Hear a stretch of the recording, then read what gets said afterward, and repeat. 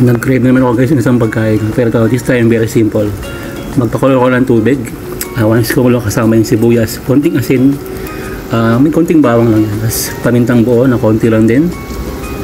At tapos naglagay tayo ng konti rin na granules. Okay, gaya na bang idea. Tapos konting patis lang din po ang nilagay dyan para magsama-sama yung lasa tilamnam, no? Yan. And then konti pa. Tapos haluin lang konti guys, no? The slight halo.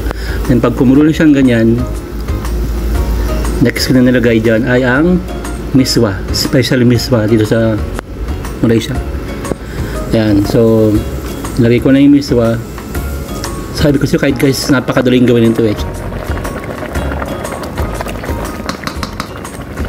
Okay na to.